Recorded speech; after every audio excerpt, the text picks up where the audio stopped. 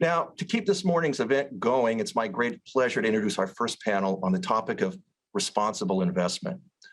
Over the past several years, we've seen increasing prominence given to the principles of ESG, both in investment decisions and in business conduct. From some of the world's most successful business leaders, we've heard a new appreciation for the concept of stakeholder capitalism. And we know that the market rewards firms who keep to the highest standards in their business operations. However, over the past few decades, investments from some states have excessively intervened in local markets to achieve political goals. These interventions have limited competition and resulted in fewer opportunities for citizens in recipient countries, and they've even exacerbated corruption. At SITE, we seek to counter that trend by promoting responsible investment. This means that financial flows are well governed, based on market principles, and truly advanced development. We now welcome John Brothers from the T. Rowe Price Foundation, who will moderate our discussion on responsible investment. John, over to you. Thank you, Andrew. Sorry about that. This panel is going to examine how responsible business practices are grounded in human rights, the rule of law, and equity can reinforce democracy. In this panel, we have amazing private sector leaders from the Philippines, from Nigeria, from the Ukraine, and they're going to highlight the importance of governments promoting a culture of integrity that ensures transparency around contracts with public entities, supports corporate governance best practices at state-owned enterprises, and reinforces the independence of the judiciary. I have the good fortune of introducing our panelists. I spent a lot of time yesterday looking over their bios, but what their bios didn't tell me is how to properly say their names. So my apologies as I introduce these great folks. As I introduce you, please do correct me because I don't want to go through our time massacring your name, but thank you so much. So the honor of the first person I get to introduce is Lena Kozarny, who is that's awesome, good. Founding partner and CEO of Horizon Capital, a leading private equity firm in emerging Europe, backed by over 40 institutional investors, managing funds with assets under management of over 1.1 billion. So thank you so much, Lena, for being here. Nanette Medved-Poe, did I say that right? Awesome, that's 2 for 2. Founder and head of Generation Hope, the Philippines' first B Corp, allowing consumers to vote with their pesos. And then finally, Dr. Amy Jedasimi. Am I saying that right? Oh my God, 3 for 3. Kudos to me. Yay. CEO of Lagos Deep Offshore Logistics Base, a privately owned logistics and engineering facility in the port of Lagos in Nigeria. So the first question I'm going to ask, and Lena, I'm going to have you start, and then we'll have Nanette and then Amy finish us off on this question.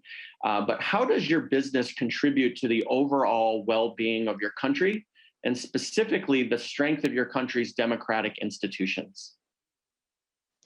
Thank you very much, John. First, I want to say how deeply honored I am to participate in the Summit for Democracy to represent responsible investment in Ukraine, and also to be alongside such groundbreaking women from Nigeria and Philippines.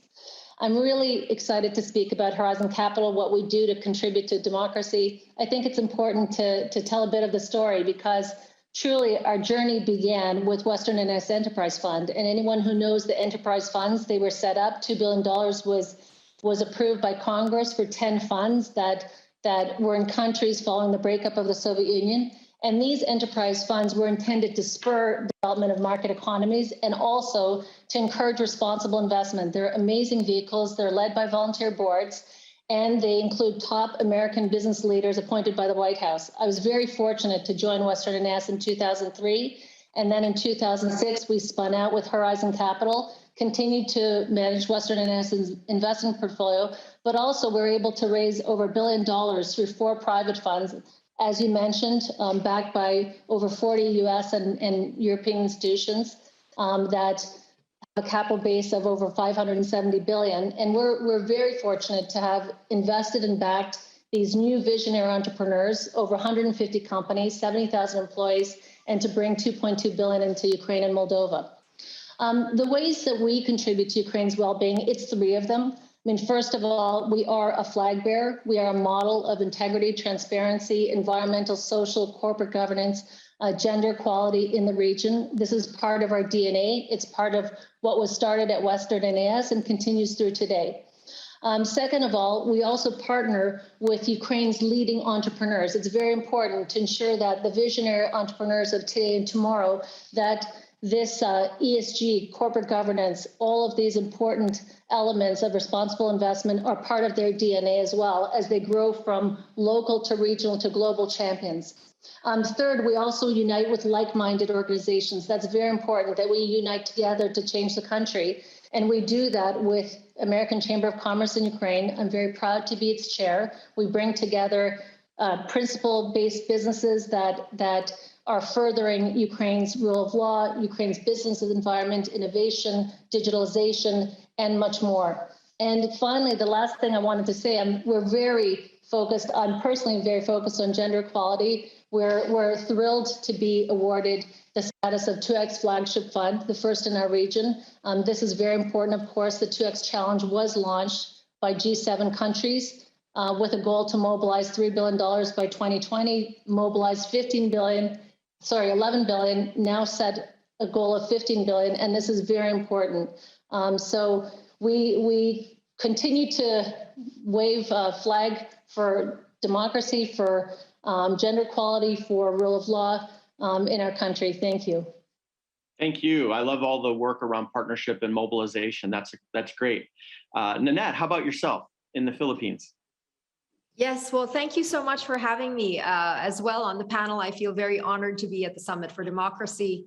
Talking about hope and PCX, we have, as you said, we provide market-based mechanisms where the public can vote for with their peso about what's important to them. Our areas of intervention tend to focus on education and livelihood, women, and in the environment, where tonight I'd like to talk more about the environment, which I feel is relevant to the topic. For those of you who don't know, the Philippines is infamously the third worst offender for ocean plastic pollution. So, waste management here is highly fragmented. There's no waste infrastructure, and we're recipients of imported trash from other countries. So HopeX or PCX offers a market-based mechanism where private sector, businesses can voluntarily take responsibility to clean up their post-consumer plastic footprints while we wait for government to enact EPR legislation. So at the moment, brands are taking responsibility through PCX as a reaction to demands from the market. Consumers today want to buy from companies who represent their values. So our eco-label, in partnership with the Department of Trade, allows consumers to support responsible consumption. The Philippines, after all, is the one who brought the world people power. So we thought we would find a way to leverage that force for good in how we make our daily decisions for nation building and democratizing investments in social good. When legislation catches up to the issue, we think we'll be well positioned as a mechanism for government compliance. PCX does actively assist lawmakers in thinking through the language of the upcoming EPR legislation. And we believe that if the top FMCGs in the country take full responsibility for their plastic footprints, the Philippines, as well as maybe other countries, would no longer be polluters of plastic into the environment. Nanette, that's amazing. Thank you so much for that. Amy, we'll finish on this question with you. Can you share your perspective from Nigeria? Sure, thank you. Thanks for having me on the panel. And it's great to see how important private sector is in the different countries, both in Ukraine and Philippines. In Nigeria, the government is about 95% of the market. And it's clear that because we need to create millions of jobs, we need private sector to grow to be about 1,000 times the size it currently is. So Ladol is an example of one of the new private sector companies that is creating value by coming into the market, investing in long-term industrialization based on a sustainable business model that is focused on job creation, but not just creating jobs, empowering people to create careers. And this is really critical because you can't have a democratic country in the true sense if you don't have a strong civil society, if people don't have work and dignity. So over the past 20 years, Ladol has transformed a disused swamp into one of the largest industrial free zones in West Africa. We did that by partnering and by raising local money, but most importantly, by recognizing that we as indigenous Nigerians had to create an ecosystem where industrial activities that hadn't been done in Nigeria before could take place, and that ecosystem had to be sustainable, not because we're do-gooders, but because sustainable businesses are the most profitable businesses. And we realized that if we were going to build this new world from scratch, the best way to do that for ourselves, our community, and the world was to do it sustainably. And we mean the 17 SDGs, the UN 17 SDGs, when we say sustainable. So the impact of a company like Ladol is not only in the thousands of jobs we've created, the $500 million we've invested, we've attracted into the free zone, but the fact that we are actually a multiplier on job creation. And we've managed to change the narrative in the market in the areas we play by significantly decreasing the costs of doing business in Nigeria. So we are part of a new frontier of private companies run by indigenous Nigerians that are creating a new market that will create a workforce of hundreds of thousands of Nigerians who are going to be the future of our country. It's also important that we work closely with government. All the industries we play in are highly regulated, but just as we heard from the previous speaker, you have to sometimes work ahead of government and create new paradigms, which you then work with government to create policies for. And to a certain extent, that's what Ladol has had to do as well. But if you want a thriving environment, particularly in low-income, high-growth countries, it's clear that private sector institutions such as ours and the others we've heard from play an absolutely critical role. And therefore, institutions like Ladol have to have clear business models driven by sustainability and focused on, if you like, a double bottom line where we're about job creation, but creating jobs with dignity and with solid career prospects. Thank you so much, Dr. Jada Simi. You know, what I really love about what you just said is the work you're doing around ecosystem building. It's just so amazing. Nanette, we're going to start with you on this next question. The question I'm going to ask is, as a constructive leader working to provide more wealth in your society, what can government do to create more people like you? Well, you know, the private sector is really great at moving quickly, and, you know, meeting market demand and building efficiency. So I think it would really help if government could help, you know, by allowing us to leverage these assets through, you know, tax or other incentives, you know, protection of rights, requiring transparency, so that these creative solutions can freely develop. And then once you've come up with, you know, solutions that scale or that can scale, that they really do provide the policy that allow us to get those solutions to as many people as possible. That's great. Dr. Jada Simi, how about yourself? How can we create more folks like yourself? I think we all have the same experience. I smile because across the world, you always get the same response. So Ladol is also a free zone, a special economic zone. We need a stable regulatory environment. As long-term investors in infrastructure, we need access to fit-for-purpose capital. And I think that means borrowing locally and not internationally. And we need guaranteed access to the market. That doesn't mean favoritism. It means the government needs to set a level playing field where they look at ensuring that if you build a value-added solution locally, that solution has clear market access and is not subject to exclusion due to monopolies or other bad practices. Great, thank you for that. And last but not least on this one, Lena, how about yourself? How can government create more good folks like yourself? Thank you, John. This is a great question. From a Ukrainian government perspective, creating more leaders obviously means investing in the leaders of tomorrow. It means modern education. It means public-private partnerships focused on youth leadership, for example, like Western NS Enterprise Fund has with the Ukrainian government, with regional councils, with the Ukrainian Leadership Academy that has actually turned out over 1,000 leaders across 5 campuses over the last 5 years. And it also means working to retain Ukraine's brain trust and future leadership potential in the country. And that includes ensuring that entrepreneurs, that civic society leaders, that scientists, academics, educators, and more stay in Ukraine.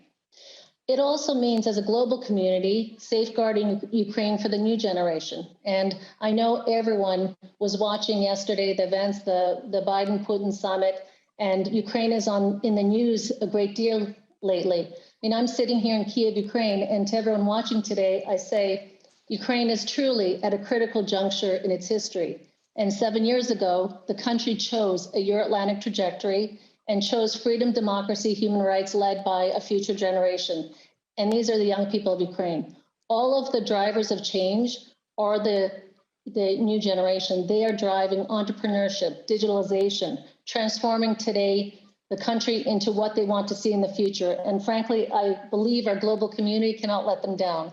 So I'm feeling very fortunate being here. I'm fortunate that I was born in a democratic country. I came to Ukraine 28 years ago, but I've never been more inspired than I have in the last 7 years by this new generation, by the responsibility they're taking on their shoulders, and they're ready to do whatever it takes to make sure that Ukraine stays independent and democratic, free and fair. And finally, I think in a world where climate change is in the headlines, when food security is in the headlines, I boldly state that when we look at the Amazon rainforest, we see the lungs of the earth. When we look at Ukraine with its 1/3 Chernozem black earth, we see a country that not only is the breadbasket of Europe, but feeds the world. So I'm looking forward to everyone doing all that we can together to ensure that Ukraine retains its freedom and prosperity and independence for the new generations. Thank you so much for that. That was really inspiring. So I think we heard in the previous session, Madam Secretary talk about show up and engage. And so this last question relates to kind of the year of action that's going to follow the summit. And so the goal is for us to really think through some concrete ways in which government and business can work together to strengthen our country's democracies through responsible investment. And so, Amy, I think Dr. Jadasimi, I think we're going to start with you. Can you provide any kind of key asks that you have from government and business for the upcoming 2022 year of action? So it's really important that we focus investments in the areas that we want to see develop over the next 20 years. And that sounds like an obvious ask, but in reality, what's happening is in a lot of high growth, low income countries, investment is either not coming in or it's going into the wrong places because it's based on whether or not the company you're investing in can provide security and not based on the company's ESG or sustainability credentials. So I think one of the critical things is setting a global standard for sustainability targets, for a sustainability framework, and for a sustainable market plan, the market business plan for the companies that are being invested in across the world. And this will create a new definition of bankability that enables us to invest in companies that are getting rich by doing the correct thing, and companies that otherwise would be blocked out of the market because these are going to be innovators, these are going to be young companies, these are going to be indigenous companies that understand the market but are able to rapidly add value and grow in the markets, pushing out these new sustainable business ideas. That's great. I love your criteria for bankability. I almost want to put that on a t-shirt. Thank you so much for that. Lena, how about yourself? I mean, if we look at where Ukraine is today, out of the 28 countries in our region, we've got 13 that are classified as flawed democracies, 8 as hybrid, and 7 as authoritarian. So Ukraine is in a group in the hybrid with Moldova, Georgia, Armenia, Montenegro, and other countries. And I think the way that we have to work together is clearly to ensure that Ukraine remains democratic, prosperous, and free, that we continue to be in dialogue, that we continue to enhance and launch more public-private partnerships to improve rule of law, to improve the governance of key institutions and also state-owned enterprise, and promote innovation and digitalization. I mean, I'm very excited about digitalization because digitalization is the great equalizer. And in the goal of Ukraine eradicating corruption, digitalization plays a very big role. I mean, I'm sure people have heard of the slogan of Ukraine in a smartphone, and that's been the kind of mantra that the president ran on. If we look at the results over the last few years, I mean, that is quite exciting what has happened. We see a 29-year-old Minister of Digital Transformation, Mikhailo Fedorov, who really has risen to the challenge. We see that now there are over 70 public services that are available to Ukrainians, 10 million Ukrainians registered on this DIA portal and DIA app that they've launched. We see Ukraine has launched the first globally passports, digital passports, digital licenses. They're actually also passing a DIA city law. The final points should be passed by the end of the year. But that's basically to recognize the fact that IT and digitalization has been now such a driver of growth in Ukraine, the #3 export sector, an industry that truly is full of Ukraine's new generation and is growing from 110 million in 2003 to about 6 billion, and with plans to grow to over 17 billion shortly. So I think it's very exciting. All of these efforts, of course, take dialogue, partnership, engagement between business, between government. Rule of law, I would be remiss not to mention this. Rule of law obviously is fundamental in democracies and underpins it.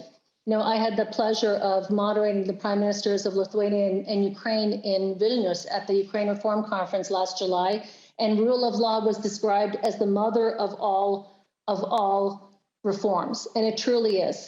We're watching very closely. We're engaged with the G7. We've seen the steps that Ukraine has started, but there's a long way to go, and we have to ensure that we're there partnering in order to make sure that all of these elements, that the systemic change that folks want to see here actually happens. We're working at MCHAM on this as well. We've set up, together with the Prosecutor General's office, an Office for Protection of Investor Rights. That's very important to be able to escalate these cases, any kinds of cases, and advocate for these cases where we feel that investor rights have been trampled on. And there's much more that we are keen to do and to do together in order to further rule of law, Ukraine's institutions, and much more in the country. Thank you so much for that. I love that you highlighted the kind of reemphasizing of the rule of law. That's really important. Thank you for that. Nanette, we're gonna finish this question with you. I'd love to kind of hear your perspective. Thank you so much. So I completely agree with, my fellow speakers on the panel. I think, focusing on education and protection of the vital institutions and rule of law are always very, very important. But I think I wanted to focus on something very specific. There was some mention about, aligning on goals and priorities. And I think that in order for government and business to work together effectively, there doesn't just need to be that alignment. But there needs to be an agreement on how we measure success. And I think that we can do that if we come up with a uniform standard of accounting for sustainability, right? So that if you need systemic change, you need to be able to measure your success, and factoring in kind of into financial performances, the cost of doing business unsustainably will make boards look at ESG very, very differently, and be much more important than, perhaps now where it may be a side project. So I think if governments can enact one issue on creating this uniform standard of accounting around sustainability, then everything else will follow. That's really amazing. Thank you so much for that. So I've been doing my own little word cloud here, and I think the words that emerge or come up mostly are words like mobilize, partnership, public-private partnership, dialogue, sustainability. Dr. Jada Simi, I'm going to throw the word bankability in there just because and the way you describe it, I'm such a huge fan of the way you described it. And so I want to thank all of you for participating on this panel. It's just so great to be amongst amazing individuals like yourself. I'm calling in from Baltimore, but see you all in different parts of the world, and just us coming together to have this really great dialogue was really great. So I thank you so much for taking time with us here today. Andrew, I'm going to return it back to you. I know every conference folks loves to get a couple minutes back, and so hopefully I've been generous and we'll give you back some time. Thank you, everybody. Thank you so much. Thank you so much, everyone. It's been wonderful to be on this panel with you. Thanks, everybody. That was a great conversation. I really engaging, and I think we all took away from the panel, in particular, that there's no shortage of corporate champions for responsible investment, and that there is a growing consensus among the private sector and governments, and I would say in both advanced and emerging markets, that responsible investment is both sustainable and critical for building stronger democracies and economies. I think what's great here is that we're hearing the theme of public-private dialogue as a key to driving measurable, sustainable growth, and that democracies provide the best venue for that. And I also appreciated the comment that the rule of law is the mother of all investments and reforms. And I think that's a very important thing and something here at SITE we take very seriously.